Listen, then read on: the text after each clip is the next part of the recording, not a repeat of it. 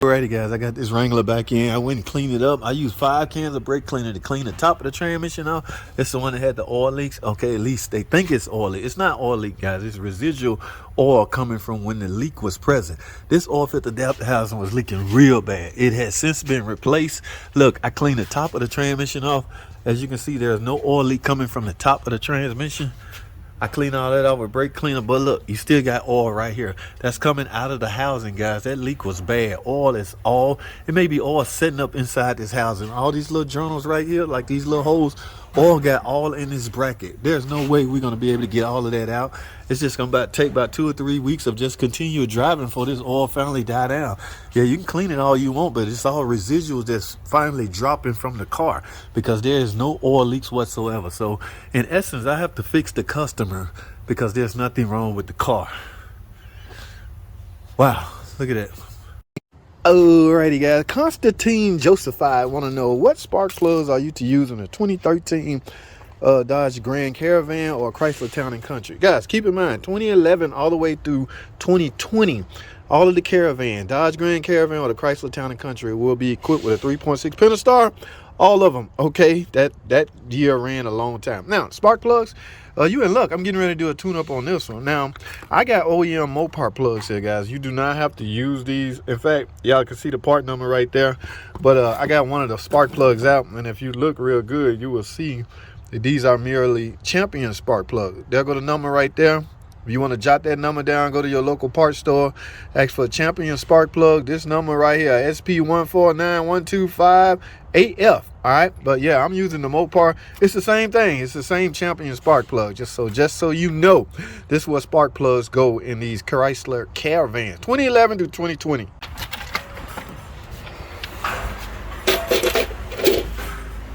Alrighty guys, this is a fan, guys. Y'all recognize one of those. Guys, I had to turn my fan on. I'm in the middle of working on this 3.6 Pentastar, so I'm going to grab the rear valve cover. In the middle of doing that, y'all notice you have to hover over the engine, right? So while I was doing that, I was getting lightheaded. I was feeling woozy. I was about to pass out. Guys, the thing is, you're breathing, you're inhaling vapors, guys. Fuel vapors, hydrocarbon, carbon dioxide, whatever it may be. This is harmful to you. Do not just inhale this. Make sure the place you're working at is properly ventilated, okay? Yes, the door is open. I also had to pull out my fan so I can blow some of those vapors out while I do my job. Again, guys, protect yourself. Be safe, okay? This stuff is dangerous. All right, I don't know what vapor it is. It doesn't matter. It's harmful vapors. All right, try not to inhale that stuff. So make sure your place is properly ventilated. Alrighty guys, how many of y'all remember this? The Magnum all-wheel drive. Y'all see that AWD on there? This is a Dodge Magnum, guys. Y'all see that? This thing got some impact.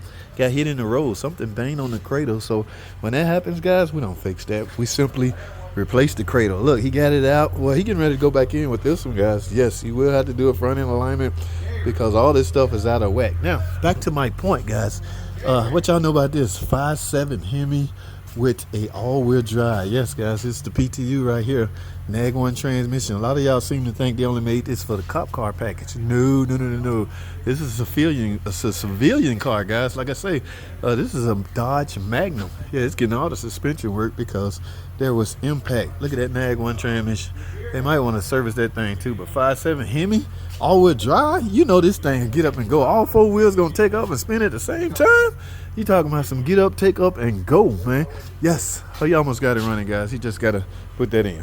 Alrighty, guys. I got this door panel off. I finally got the window motor bolts off, guys. And here's what was making all that crunchy noise.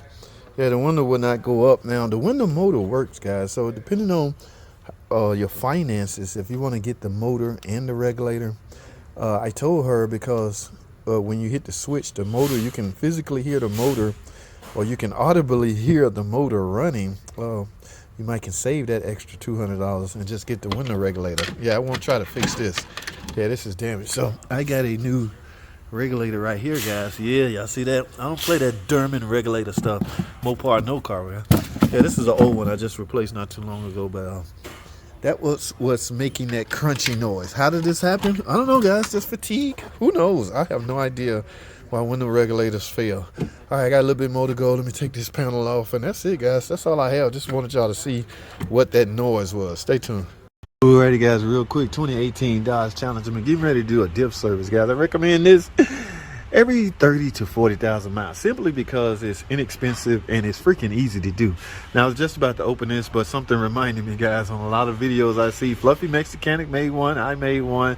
I need to practice what I preach. Guys, make sure this will open first before you drain the old oil out. Okay, you do not want to drain all the oil out just to find out this is stripped or you can't get it off. Yeah, that could make for a long day, but that ain't what I want to talk about. I want to talk about this, the fluid I'm about to use. Yeah, buddy. Y'all know me, Mopar no car, right? Look at this, guys. This is Mopar 75W85. This is the best fluid on the market. I know I get a lot of flack for hyping up Mopar, but yeah, I love this fluid. Now, what was we using before? Where? Here go old jug over here. The last diff I did was we used the Valvoline fluid. Yeah, this go right here. I guess Mopar no car. Alrighty, guys, I can finally duplicate it, guys. This complaint customer states window want, or when window go up, it come down on its own. Here's what they talking about. By the way, this is a 2017 Caravan. All right, let me make sure y'all can see both. All right, let me let the window all the way up. Let it go. You see it drop back down on its own. Yeah, it's not supposed to do that. Yeah, just drop down on its own. All right, I can tell y'all what's wrong with that, but first I need to make sure I'm correct. So what I have to do is hook my scan tool up. The window will work. It's just when it goes all the way up. Let me take it all the way up and let it go to switch. Yeah, it's not supposed to do that. That's not normal. That's what she complaining about. She went into panic mode. My window like it's got a ghost in it. JT, what you gonna do about it? I'm gonna tell you what I'm gonna do about it. We're gonna fix it. All right. Yeah, I can really I like the ones I can duplicate. All right, guys, this is a short video. Y'all stay tuned for the full-blown freaking video. Remember this van, guys? You let the window all the way up and it go back down on its own. Yeah, it's not about resetting and recalibrating. None of that works, guys. So I got a new regulator. I'm gonna put it in and we're gonna see what happens. Now, this thing did not come with a motor. Let's get this door panel off. Alrighty, guys, I got the old regulator out right here and I got the new regulator in. As you can see, I just clicked it, made the window click into the regulation. Now, before I deem this fixed, we're gonna see, do it work? I got my switch hooked up partially. So let's find out if this fixed it. We're going all the way up. Let the switch go. Look at that. It's not dropping like it used to, guys. Let the switch go. Remember last time? You let it all the way up and let the switch go? It would drop. It's not doing it. Now, what caused that? I don't know, guys. Something wrong with this regulator. Maybe there's some resistance in there that would trigger it. Because keep in mind, this thing is a module right here, all right? It's monitor window operation, but I had no codes. Anyway, I'm going to upload a full video showing how I replaced this. But I'm done with this car. I'm going to put it all back together. Thanks for watching.